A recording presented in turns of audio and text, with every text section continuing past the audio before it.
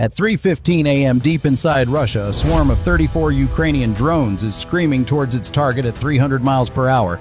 In 45 seconds, they will strike the heart of Russia's air strategy, its largest Shahed drone factory, a production line churning out dozens of attack drones daily. For weeks, Russia had celebrated the Valwiki factory as a symbol of its industrial might. They believed their defenses, a layered network of Nebo-M and Panzer S-1 systems, were a formidable layered defense system. They were so confident Russian commanders reportedly held barbecues outside the facility to celebrate record production numbers. What they didn't know was that for 3 months, Ukrainian intelligence had been studying them. Analyzing over 2,000 hours of satellite imagery, they found a single critical flaw. The inexperienced night shift crew manning the Pantsir battery had a habit of dismissing small, low-altitude radar returns as migrating birds. The plan was audacious. Wait for the foggiest night of the month, fly low, and masquerade as birds. The stakes were immense. Success meant crippling 70% of Russia's Shahed production, effectively blinding their air strategy for months. Failure meant the loss of a $2 million drone swarm and a humiliating propaganda victory for Moscow. But just as the plan was finalized, Ukrainian intelligence received a terrifying update. Russia had just reinforced the facility with a new mobile 96L6E radar system manned by a veteran crew with orders to shoot down anything that moved. So how do you penetrate a steel fortress when its one known weakness has just been patched? At 3:17 a.m., 60 miles from the border inside a cramped mobile command vehicle, Ukrainian operators began the attack. Bathed in the cold glow of their FPV monitors, they worked in perfect sync, their commands echoing through the headsets. "Swarm is live! Go, go, go!" First came the killers, 34 Ram 2X drones lifted into the night, immediately dropping to 100 feet and using the thick Belgorod fog as a natural cloak. But they weren't flying straight for the target. They were the second act of this play.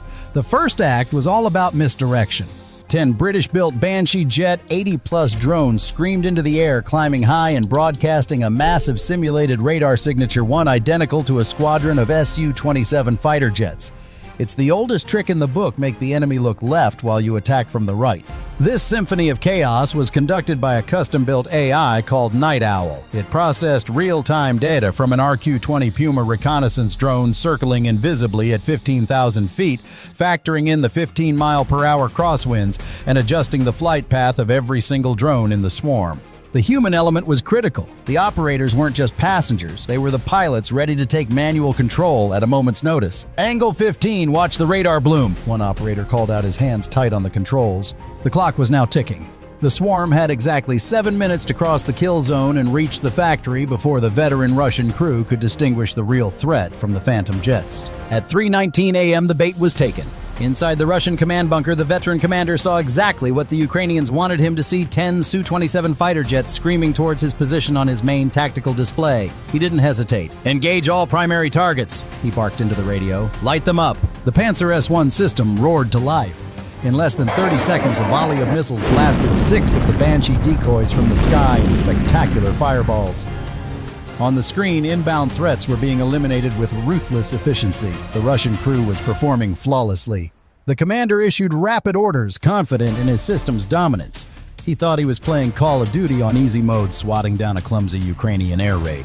But this was a calculated sacrifice. Inside the Ukrainian command vehicle, the operators watched the icons for their decoy drones blink out one by one. Their job was done. They had bought the main swarm 30 precious seconds of chaos.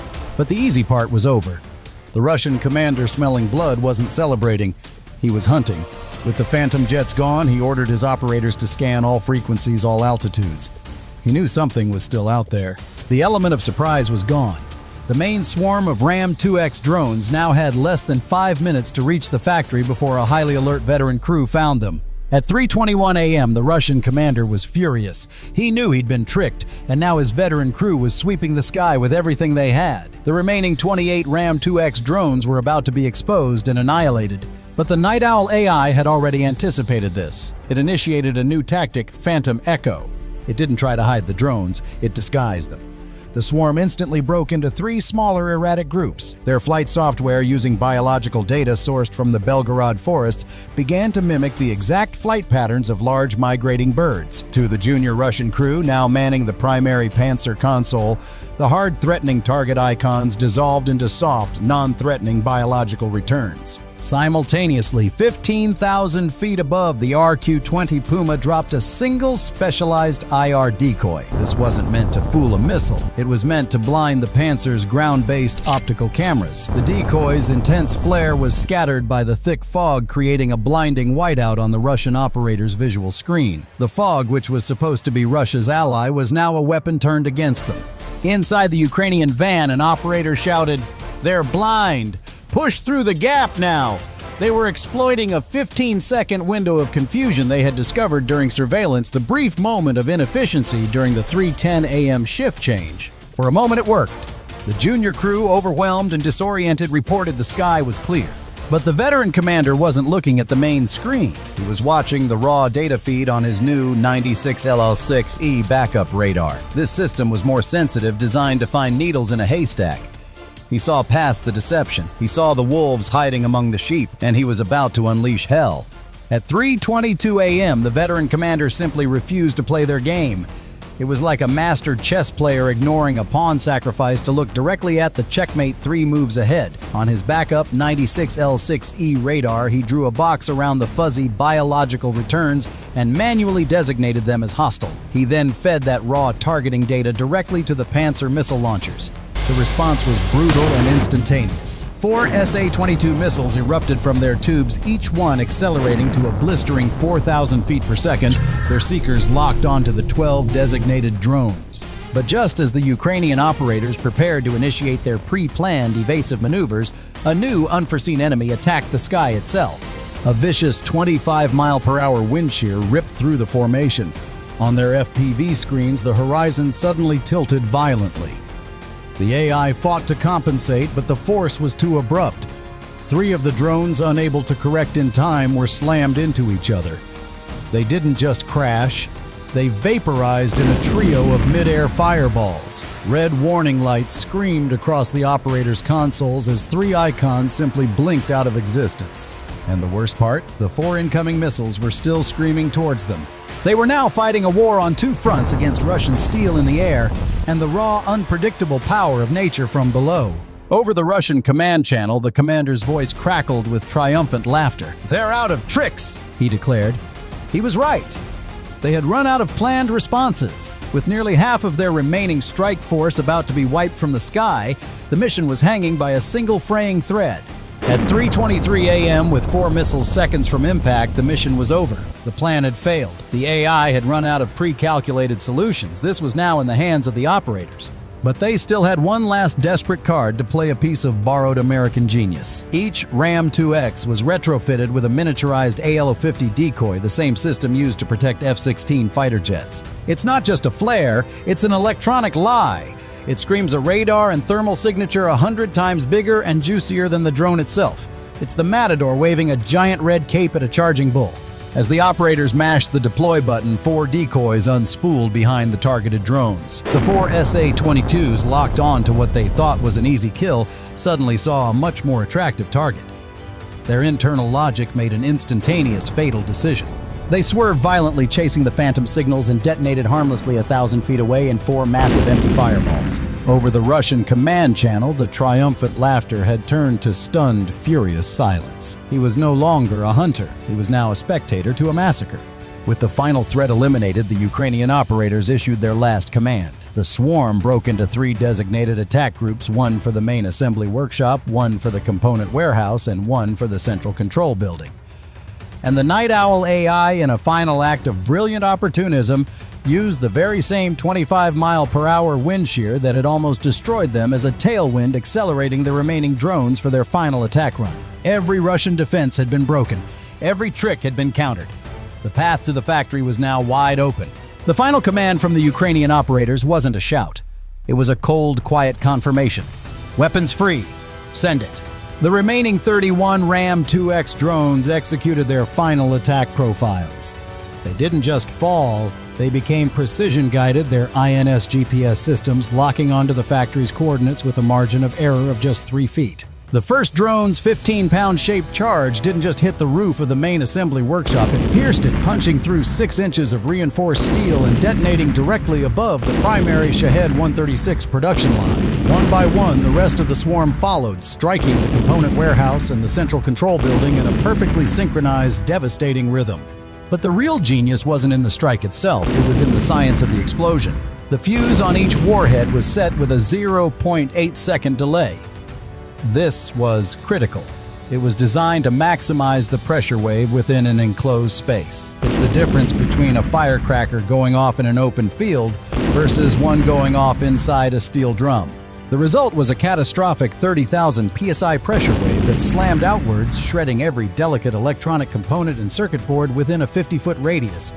The steel support columns designed to hold up a roof not withstand a coordinated internal blast buckled like tin cans. The entire roof collapsed inwards, burying over 200 nearly completed Shahed drones under tons of twisted metal and concrete. In the control center, the secondary blast fried every server. 3 months of production data, logistics, schedules, and schematics were wiped clean in less than a second. Russia's prized drone factory was no longer a factory.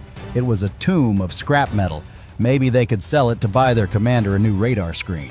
Air raid sirens blared across Veluiki, but it was too late. The damage was done. On the ground, chaos erupted as FSB agents swarmed the area, desperately trying to contain a disaster they could no longer hide. A 1,000-foot-tall column of black smoke rose into the dawn sky, a giant tombstone marking the grave of Russia's drone ambitions. The numbers coming in were catastrophic: 70% of the entire production line gone, 15 of Russia's top drone engineers and 30 workers eliminated. At 4:00 a.m., a satellite pass confirmed the kill. The images showed a gaping 20-foot deep crater where the main assembly workshop used to be. The mission wasn't just a success, it was an annihilation. But the real damage wasn't measured in twisted steel.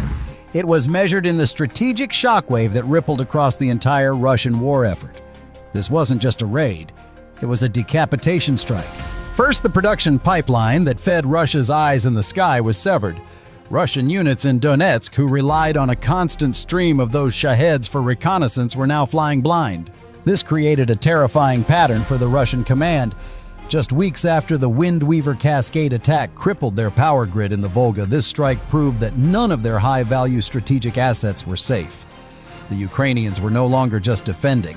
They were reaching hundreds of miles into Russia and systematically dismantling their war machine piece by piece. While Moscow was scrambling, paralyzed by indecision and trying to figure out how they had been hit so deep, Ukraine exploited the 72-hour window of confusion, launching 5 new offensives in the Kharkiv sector.